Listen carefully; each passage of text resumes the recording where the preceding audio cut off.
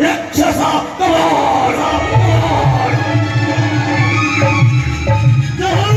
मुष्टि का प्रहार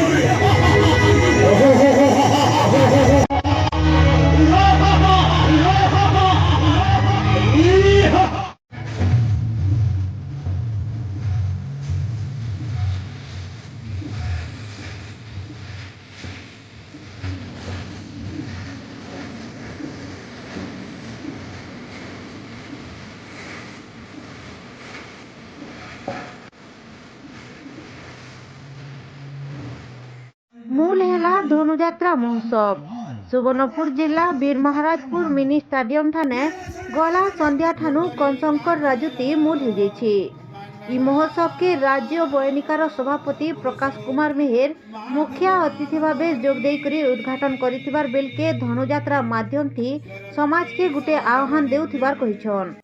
जनवरी 2 तारीख नु 9 तारीख तक हेबार के थिबा इ यात्रा ने सबुदिने संध्या ने पौराणिक कथावस्तु के नेकरी नाटक परिवेशन हेबा इतार संगे मीना बजार और सांस्कृतिक कार्यक्रम रो भी मजा नेबे दर्शक माने।